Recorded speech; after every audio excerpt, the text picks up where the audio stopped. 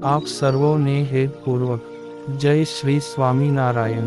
આજની સત્સંગ કથા વાર્તા નિજ મંદિર સાવરકુંડલા પવિત્ર ચાતુર્માસ વિશેષ। આજની સત્સંગ કથા વાર્તામાં આપણે ચરિત્ર કથા અંતર્ગત પ્રભુ શ્રી હરિની માળાના પ્રથમ મણકા સમા સ્થિતપ્રજ્ઞ ભક્ત શ્રી નેનપુરના દેવજી ભક્ત ની કથા વાર્તા સાંભળશું। શિયાળાનો સમય હતો ને સંધ્યા ટાણું થયું હતું। સીમમાંથી ચરીને ગૌધન ગામડાળા પાછા ફરી રહ્યા હતા।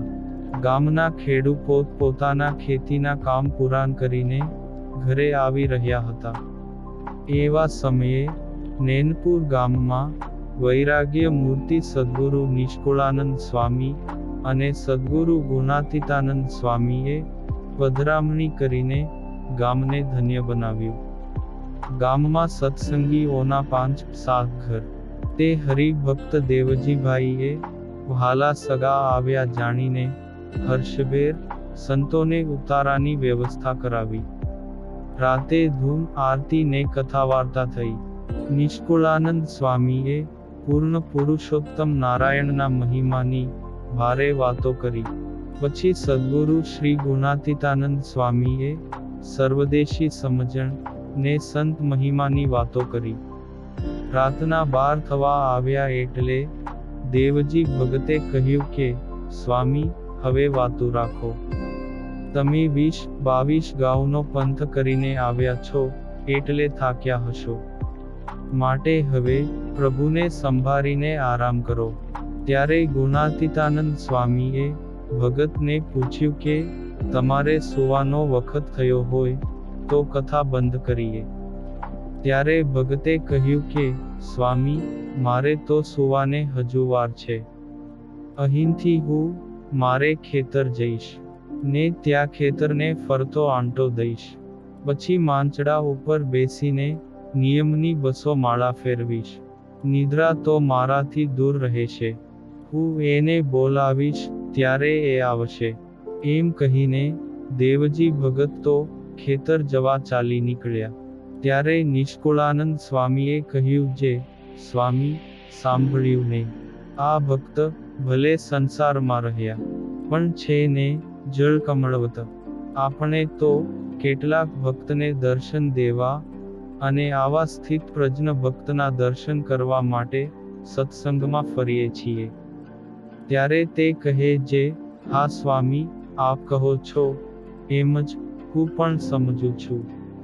અનેક વિટંબણામાં ઘેરાયેલા એવા ગૃહસ્થાશ્રમમાં રહ્યા છતાં પણ આ દેવજી ભગત ભારે બળિયા છે। એમના વર્તમાન ને નિયમની દ્રઢતા જોઈને આપણને પણ એમના પ્રત્યે ભારે આદર ભાવ જાગે છે। ભક્તો તો ઘણા હોય પણ દેવજી ભગત જેવા તો બહુ ઓછા। એ તો આપણા સાધુના જેવા જ વર્તમાન પાળે છે। દેવજી ભક્ત ભારે સ્થિતિવાળા સ્થિતપ્રજ્ઞ હતા, સદાય આત્મ સ્વરૂપે વર્તતા, ભજન સ્મરણનું અંગ ને ધ્યાનના ભારે અભ્યાસી હતા। તે એક સમયે એમને આપતકાળ આવ્યો ને એકનો એક દીકરો દેહ મૂકી ગયો। ત્યારે જનેતાએ કલ્પાંત કરવા માંડ્યું। દીકરાને અગ્નિદાહની અંતિમ વિધિ કરીને આવ્યા પછી દેવજી ભગતે પુત્રની જનેતાને ધીરજ આપતા કહ્યું કે તું રોવા શું બેઠી? દીકરો તો ભગવાનના ધામમાં ગયો છે અને અહીંથી તો ત્યાં અધિક સુખ છે, વળી આપણી પહેલા ત્યાં પહોંચી ગયો છે એટલે આપણે ચિંતા મટી। તું જ કહે ને આપણને એને વરાવા ને પરણાવવાની ચિંતા હતી કે નહીં? આપણી ચિંતા ને જવાબદારી શ્રીજી મહારાજે છોડાવી એ કાની ઓછો ઉપકાર છે। આમાં રોવાની વાત જ ક્યાં છે? આ દેહ તો એક દિવસ પડી જ જવાનો હતો, એ તો વહેલો પડી ગયો એટલું જ ને, વળી આપણે ક્યાં અહીં કાયમ રહેવું છે? દેવજી ભગતના દિલમાંથી આવતા રણકાટ ભર્યા વચનોથી બાઈને તો સ્વસ્થતા મળી। તે એણે આંસુ લૂછી નાખ્યા ને ભગતે એને કહ્યું કે આપણે એની દેહક્રિયા કર્યા પછી અહીં રહેવું જ નથી. કારણ કે લોકોને ખબર પડતા તે કાણે આવશે ને એની વેળું આપણે પણ રોવું પડે. આપણે તો સુખિયા હતા ને મહારાજે વધારે સુખિયા કર્યા. માટે તું આ સથવારા સાથે ઘીનો ઘડવો લઈને ગઢડે જા. ત્યાં મહારાજને મારા જે નારાયણ કહેજે. અને ભગતના કહ્યા પ્રમાણે એમના ઘરવાળા બાઈ માથે ઘીનો ઘડુલો ઉપાડીને ગઢડા રવાના થયા. અને ભગતે ઘરની ડેલી આડું બાવળનું જૈડું ભરાવીને ઢોર ઢાંખર લઈને ખેતરે જતા રહ્યા. આ બાજુ ગઢડે આવીને બાઈએ દરબાર ગઢની ઓસરીએ ઘીનો ઘડવો નીચે ઉતાર્યો. ને ત્યારે મહારાજ તો થાળ જમતા હતા. ત્યાં જઈને પંચાંગ પ્રણામ કરીને પગે લાગ્યા. સર્વ સુજાણ શ્રી હરિએ પૂછ્યું કે કેમ ભગત સુખિયા છે ને?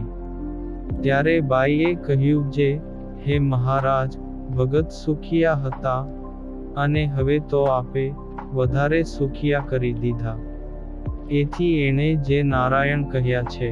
ત્યારે મહારાજે મર્મ કરતાં કહ્યું કે વધારે સુખિયામાં કાની સમજાણું નહીં. ત્યારે તે બાઈ બોલી કે હે મહારાજ અમારે એકનો એક દીકરો હતો. એની થોડી ઉપાધિ હતી ને ભજન સ્મરણમાં થોડો વિક્ષેપ રહેતો હતો. તેને આપ ધામમાં તેડી ગયા એટલે ઉપાધિ મટી ગઈ ને હવે સુખેથી આપનું ભજન કરે છે. આ સાંભળીને ત્યાં ઊભેલા સહુ બાઈઓ તો અતિ નવાઈ પામ્યા ને લાડુબા તથા જીવુબા તરફ જોઈને શ્રીજી મહારાજે કહ્યું કે જોઈ આ ભક્તની સમજણ. એકનો એક દીકરો ધામમાં ગયો છતાં પણ એના મોં ઉપર શોક જેવું કાની છે ને અહીં તો દોથા જેવડી છોકરી મરી ગઈ. તે સારું તમે બધા રોઈ રોઈને મરી ગયા ને અમને દૂધ પાવાનું ને થાળનું પણ ભૂલી ગયા. આમ સ્થિતપ્રજ્ઞ એવા દેવજી ભગત અને એમના ઘરવાળાની દીકરો ગયો. એ વાતની દુઃખની ઘડીમાં અતિ સ્વસ્થતા અને ભગવાનના કરતાપણાને જાણીને અતિ રાજી થયા. આવી ઉચ્ચ સ્થિતિને વરેલા ભગતને મહારાજે પોતાની પહેલી માળાના પહેલા મણકામાં સ્થાન આપ્યું હતું. અને જ્યારે ભગત સાંભળતા ત્યારે મહારાજનું મુખ મલકાઈ ઉઠતું. આ પુનિત પ્રસંગ આજે શ્રી ભક્ત ચિંતામણીના મુક્તોના ચિંતનમાંથી સાંભળ્યો.